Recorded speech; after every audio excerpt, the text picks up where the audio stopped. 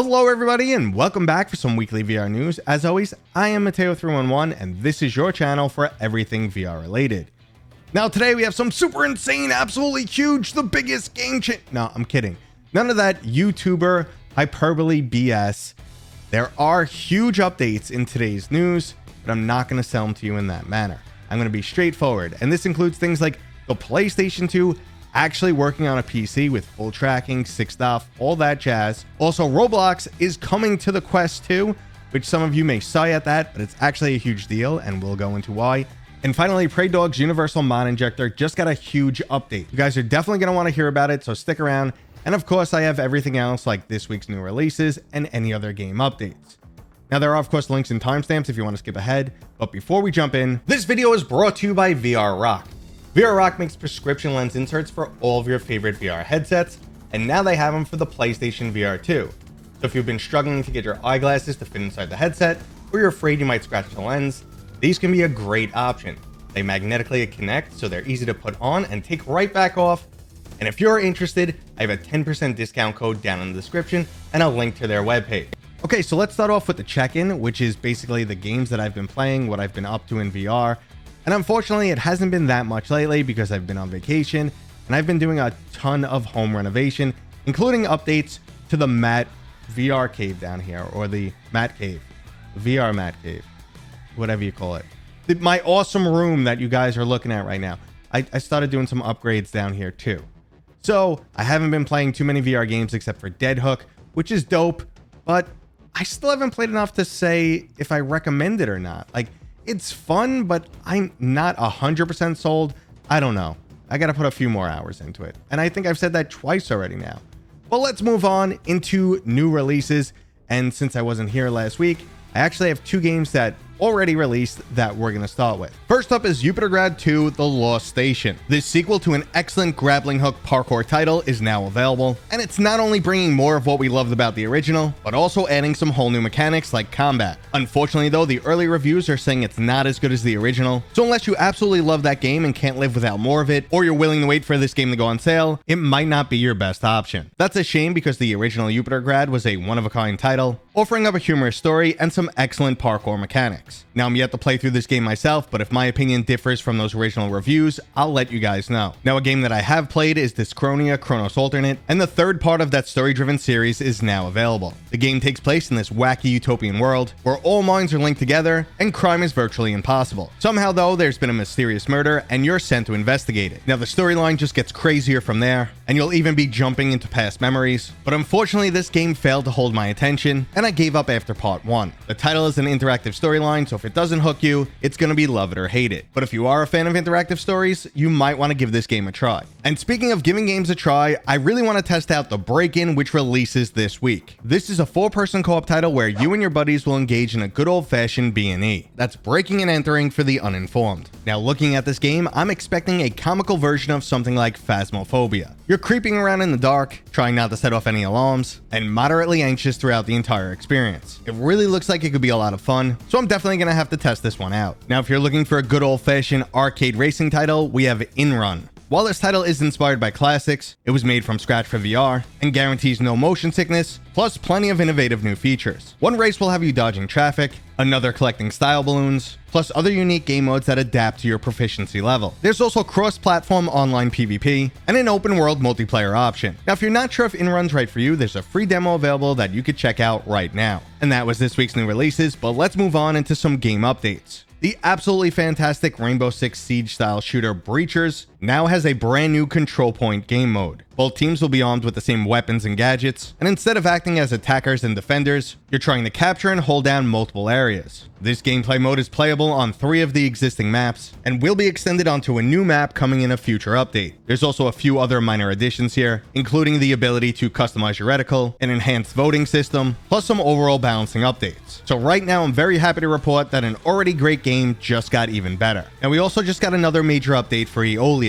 This hand-tracked, music-inspired puzzle adventure title now has hours of additional content and expanded gameplay. Now, I never actually got around to this title, so I can't say too much about it, but checking out this new trailer, I have to say that I'm definitely intrigued, and I'll make sure to move Eiloila onto my backlog list. Now, another massive update was previously announced for the time-traveling puzzle game Wanderer, but now we know it's also coming to the Quest 2. Now, that's some pretty huge news because this is an absolutely visually stunning game with a very high production value, something we don't see on the Quest 2 very often. The Fragments of Fate update was originally showcased as bringing this game up to date with the current generation of technology, specifically the PlayStation VR2. The developers want to enhance an already amazing game, and it looks like they're going to pull it off. The only thing I'm skeptical about is this Quest 2 trailer. They're definitely not showcasing Quest 2 footage here, and I wonder what the game will actually look like when it eventually releases next year. Now, before we get into today's main topics, we just have a quick official game announcement to go over. If you've been keeping up to date with VR news, you knew that Vertigo 2 was eventually going to make its way onto the PlayStation VR2, but now we know the publishing studio Perp Games has signed on to help make this the best possible port ever. They have an excellent portfolio of very successful VR titles, so I'm really happy that PlayStation VR2 gamers will soon get to experience the absolutely fantastic title Vertigo 2. But let's move into today's main stories.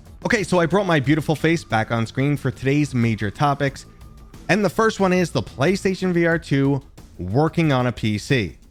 Now, if you've been following this story, I actually mentioned it for the first time a few months ago, and that's the creator of the original IV driver, which allowed the PlayStation 1 to work with a PC, is now attempting to do the same for the PlayStation 2. Right after I did that first video, I got a ton of backlash because a day or two later, the developer said, I'm done with this, I'm not working on it anymore.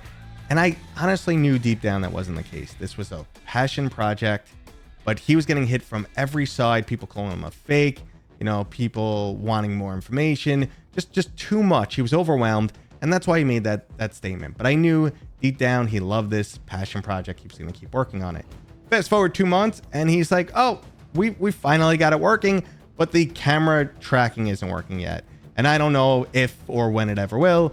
And now that works too. So now you have full 6-DoF tracking and the ability to use the PlayStation VR2 headset on PCVR. Now, there are other caveats. Unless you're using an AMD hardware and Linux, you'll have to get like a little external piece of hardware to fake a signal to get the PlayStation headset to work. And that's something that, he can't mass produce, someone else would have to do. And I'm sure there's going to be other hiccups along the way, but this is huge progress.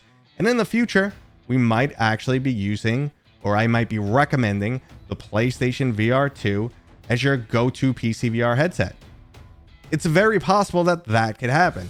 And I'm excited for that because we definitely need a new headset in that area. And I like the quality of the PlayStation VR2.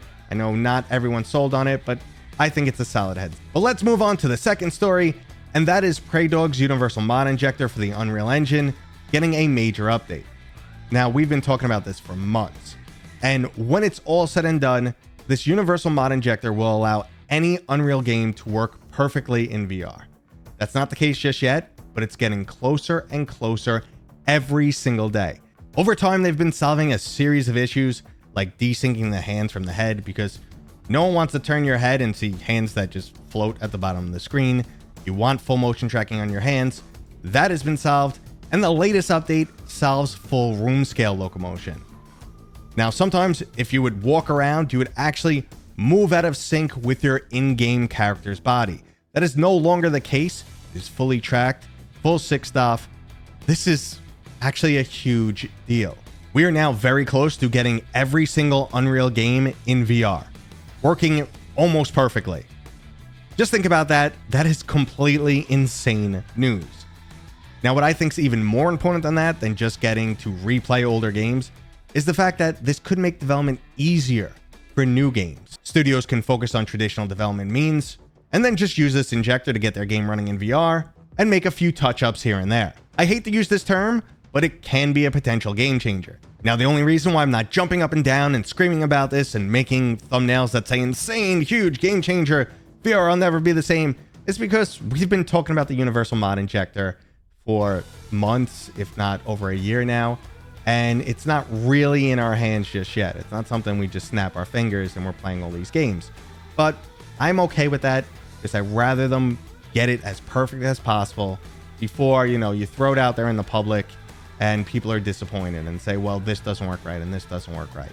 You know, let's get it as good as can be, hand it off to developers, let them integrate it into their games, and then squeal with joy. That's what I want to see. But let's move on to our final topic, which is Roblox coming to the Quest 2. And I know some of you have just sighed. Listen, I know you're thinking, oh, we're going to get more kids in VR. I don't care about this goofy little blocky, you know, cartoony little kid stuff. But that's honestly not the case. And this is good for everyone. Now, even if you are an enthusiast level PCVR gamer and you want the full haptic suit, the treadmill, yada, yada, you need VR to be scaling. We need VR to be growing for that to continue to be possible. So all aspects of VR need to grow. And this is one avenue that'll definitely help. Roblox currently has over 60 million players. That's a great player base to tap into. And there's also millions of player-made pieces of content. And again, they're not all the little blocky character, you know, junk that I might say, or stuff I'm not interested in playing. There's actually stuff made with that game's engine that looks quite realistic. Looks like new age shooters. Looks like something I would definitely play, and I'm sure you want to play too. So Roblox is going to be a huge deal. Now, it's coming to App Lab in a couple weeks, according to Zuckerberg. We don't have an official date yet. And since it's on App Lab, it means it's beta. You know, I'm sure you're going to run into some performance issues with certain worlds. And they haven't straight up said if all the worlds that have been made will work in VR. But that's what I'm hearing internally. I'm hearing we're about to be blasted with a ton of content and a ton of new play and a ton of new people to enjoy our games with. So overall, I'm definitely pumped, guys. I'm happy for the future of VR, even during this July summer drought that we're going through right now, which is fine. Happens every year. It's a little bit harder to play VR, especially if you don't have AC, but I'm still enjoying it. I'm still doing my thing. And I just wanted to say something before I end this video. I want to give you guys a huge thank you. My commitment and my energy level has not been fully into this channel lately, because like I said, I've been on vacation a lot and I'm doing a lot of home renovations. So I feel like I've let you guys down. I want to continue to make content that you guys enjoy watching, that educates you, that gives you my strong opinions on how I feel about VR. And you know, a lot of times I'm critical about VR, but that's only because I want it to get better and grow. But again, just let me say thank you guys for sticking around. I promise things here are going to get better, like the start of this video where I came on camera. I think I'm going to be doing that more often. Maybe, sorta. We'll see how this goes. Let me know if you have feedback regarding my face on screen. If you hate it, love it, whatever, tell me to shut up. That's cool. Go for that. And again, thank you to all my Patreons. Thank you guys for my patience during the revamping of my content that's going on now. By September, I'm expecting to push things up significantly. Kids go back to school. Life gets back to normal. So thank you guys. Thank you for dealing with my sponsors. I need them to put money in my pocket because YouTube doesn't pay a lot. Thank you guys for, you know, all your kind words along the way. And that was today's video. If you enjoyed it, thumbs up. And now I'll play my kids' outro like normal. Bye.